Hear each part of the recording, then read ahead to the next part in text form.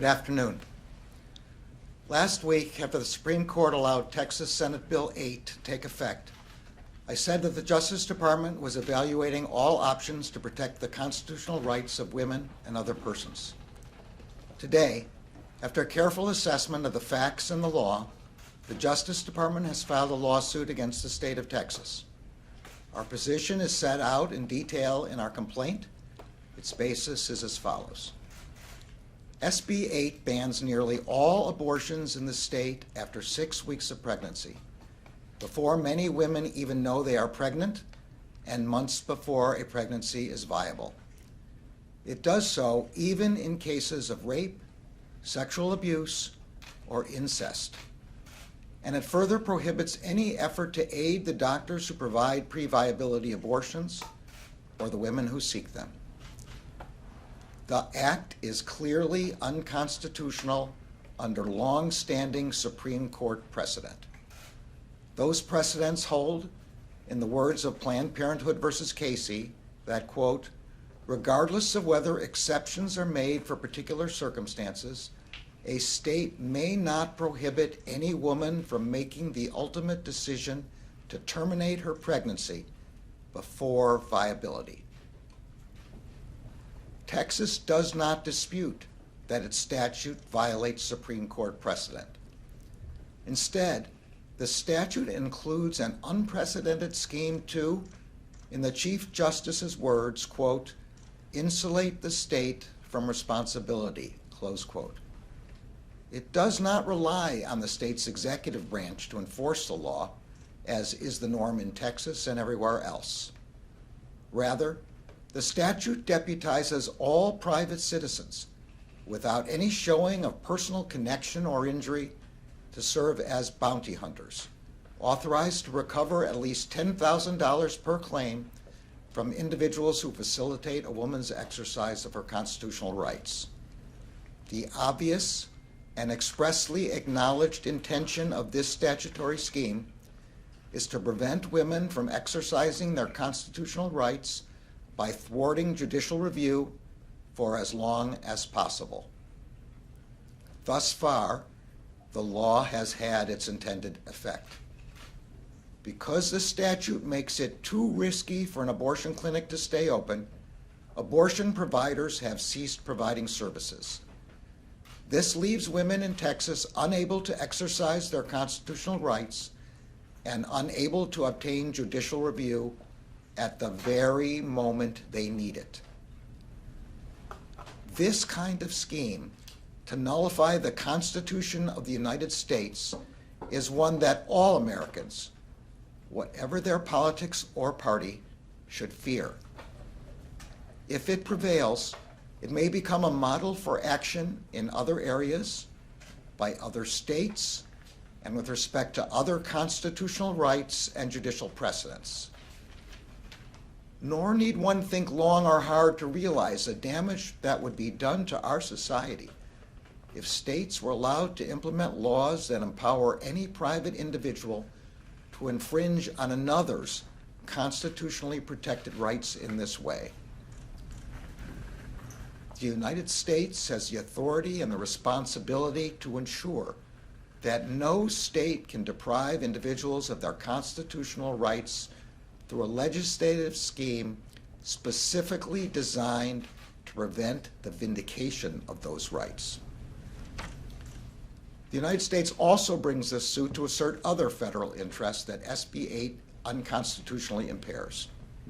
Among other things, SB 8 conflicts with federal law by prohibiting federal agencies from exercising their authorities and carrying out their responsibilities under federal laws relating to abortion services. It also and non-governmental partners who implement those laws to civil liability and penalties. Among the federal agencies and programs whose operations the statute unconstitutionally restricts are the Labor Department's Job Corps program, the Defense Department's TRICARE Health program, the Office of Refugee Resettlement, the Bureau of Prisons, the Centers for Medicare and Medicaid Services, and the Office of Personnel Management. The complaint therefore seeks a declaratory judgment that SB 8 is invalid under the Supremacy Clause and the 14th Amendment and violates the doctrine of intergovernmental immunity. The United States also seeks a permanent and preliminary injunction prohibiting enforcement of the statute against the state of Texas, including against the state's officers, employees and agents, and private parties it has effectively deputized who would bring suit under SB 8. The Department of Justice has a duty to defend the Constitution of the United States and to uphold the rule of law. Today, we fulfill that duty by filing the lawsuit I have just described, individually and collectively as a nation. And let there be no doubt, the threat from terrorists, from foreign terrorists, like those involved in the September 11th attack, is one we must constantly guard against. But what we can do, and what we have done, is learn from the past to better anticipate and prepare for the next threat and to seek to disrupt it. As we mark this anniversary, we rededicate ourselves at the Justice Department to doing all we can to protect the American people from terrorism in all its forms, whether originating from abroad or at home, and to doing so in a manner that is consistent with our values and the rule of law. With that, I'm happy to take questions. All right, Jeff, do you want to kick us off? Attorney General Garland, is there a provision in the Texas law that you personally find especially concerning? Well, I think I've described all of the provisions that I find especially concerning, and the complaint does that in even more detail, so I wouldn't pick any one. Christine?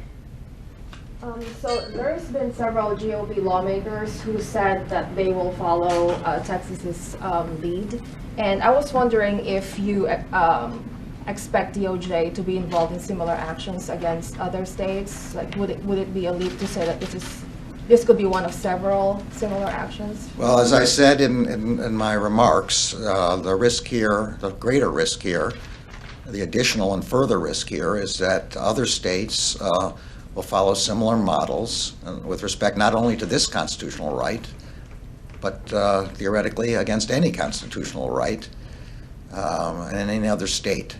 So if another state uses the same kind of provisions to deprive its citizens of their constitutional rights, and in particular to deprive their citizens of the ability to seek immediate review, we will bring the same kind of lawsuit.